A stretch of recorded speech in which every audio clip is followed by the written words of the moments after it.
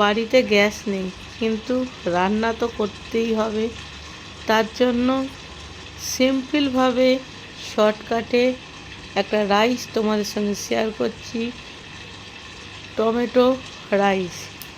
তার জন্য কিছু কাট করে নিয়েছি, দেখতেই পাচ্ছ। পেঁয়াজ, গাজর, আলু, টমেটো, কাঁচা লঙ্কা, আর যেহেতু ক্যাপসিকাম, আর যেহেতু এই রাইসটার নাম টমেটো রাইস, তার জন্য টমেটোটা একটু বেশি কোয়ান্টিটিতে।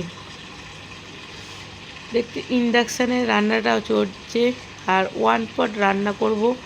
এর মধ্যে জিরে আর শুকনো লঙ্কা ফোড়ন দিচ্ছি। এই শুকনো লঙ্কাটা হচ্ছে মহারাষ্ট্রিয়ান শুকনো লঙ্কা। এটা লালও হয়, ঝালও হয়। এটা যদি তুমি বেটে দাও, খুব সুন্দর একটা কালার আসে। বাট আমি শুধু ফোড়নেই দিলাম। এটা কিন্তু নর্মাল শুকনো লঙ্কা নয়। নর্মাল শুকনো লঙ্কা যেটা স্মেল আসে, তার থেকে অনেক সুন্দর। লঙ্কাটা দিলাম আর জিরে ফোড়ন দিলাম। এবারে আমি চিকেনের ছোট্ট ছোট্ট পিস, সেইগুলোকে আমি হালকা ফ্রাই করে নেব। আর এই রান্নাটা আমি একদম 1 পট বানাবো। যেহেতু গ্যাস নেই, ইন্ডাকশানে বানানো হচ্ছে। বুঝতেই পারছো ইন্ডাকশানে রান্না করা কতটাই প্রবলেম। যাই হোক, hello guys, welcome back to my channel মনের ক্যানভাস বৃষ্টি লেখা। আর রান্নাটা কিন্তু খুবই টেস্টি হয়েছিল। অবশ্যই তোমাদের রিভিউ তো দেখাবই। আর আমার আগেই খাওয়া হয়ে গেছে, তাই এটা পরে ভয়েস দিচ্ছি বলে তোমাদেরকে বলতে পারলাম। দেখো, চিকেন কিন্তু আমি হালকাভাবে কালার চেঞ্জ হয়ে গেছে। এবারে আমি সব রকম সবজি দিয়ে দেব। নতুন বন্ধু, পুরানো বন্ধু সকলকে অনেক অনেক ভালোবাসা। নতুন বন্ধুরা প্লিজ চ্যানেলটাকে সাবস্ক্রাইব করো, আর পুরানো বন্ধুরা তো সবসময় পাশে থাকবে। আর সবাই একটা করে লাইক কিন্তু অবশ্যই করবে। দেখতে পেলে প্রথমে আমি আলুগুলো দিয়ে দিচ্ছি। আলুগুলো হালকা ফ্রাই করে নেব।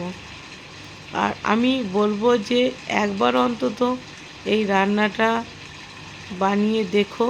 আমি কিন্তু এই রান্নাটার মধ্যে কোনো রকম আদা রসুনের পেস্ট দিইনি।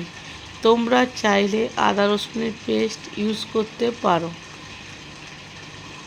দেখতে পেলে আমি আলু, গাজর, পেঁয়াজ, ক্যাপসিকাম, টমেটো সবই দিয়ে ভালোভাবে ফ্রাই করে নেব। ওয়াইটিতে এসে ভালো খারাপ অনেক মানুষ পেয়েছি। ওয়াইটিতে যেমন কিছু ভালো দিকও আছে, কিছু খারাপ দিকও আছে। আমি একটাই কথা বলতে চাই, সবাই সবার মতন ভালো থেকো। প্লিজ কেউ কারোরকে নিয়ে অ্যাটাক করো না। এই ওয়াইটি এমনই একটা জায়গা হয়ে গেছে, খুব বড় রকমের গেম খেলা হচ্ছে, গেম চলছে। কে করছে, কেন করছে, কারা করছে, কোনো কিছুই জানতে চাই না। আমি খালি একটাই বলবো, সবাই সবার মতন ভালো থেকো। কেউ কোনো গেম খেলো না। সব রকম সবজি কিন্তু ভালোভাবে ভাজা হয়ে গেছে। এবার আমি চালটাকে দিয়ে দিলাম। দেখতে পেলে চালটা ভালোভাবে ভাজা হয়ে গেল। আর এর মধ্যে সমস্ত মশলা দিয়ে দিয়েছি, লবণ, হলুদ, ধনে গুঁড়ো, জিরে গুঁড়ো আর চিনি। সব মশলাগুলোকে একসাথে মিক্সড করে নেবো। আর আমি এর সাথে দিয়ে দিয়েছি কিন্তু বিরিয়ানি মশলা। বিরিয়ানি মশলাটা দিয়ে আমি ভালো করে মিক্সড করে এরপরে পরিমাণ মতন জল দিয়ে ঢাকা দিয়ে দেবো।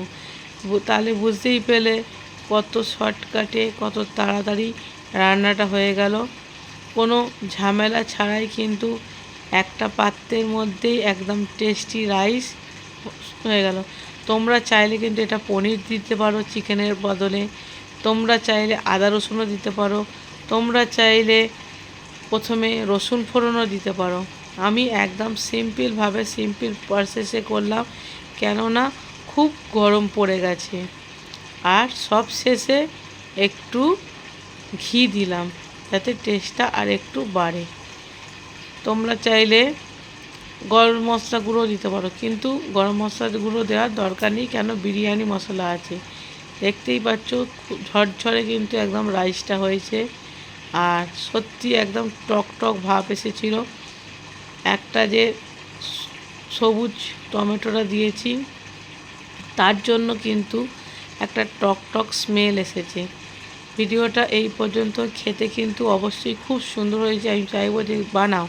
আর কেউ কিন্তু পিছন থেকে গেম খেলো না, ভগবান ছাড় দেয়, ছেড়ে দেয় না। মানুষের থেকে তোমরা লুকোতে পারবে, বাট ওপরে কিন্তু একজন বসে আছে, সে কিন্তু সব দেখছে। কারোর সাথে কেউ গেম খেলতে যেও না, আর কাউকে অ্যাটাক করো না। চলো টাটা, বাই বাই, ভালো থেকো, সুস্থ থেকো, হাসি খুশি থেকো। আর টমেটো রাইসটা বানিয়ে সবাই কমেন্টে জানিও আর লাইক করো। টাটা।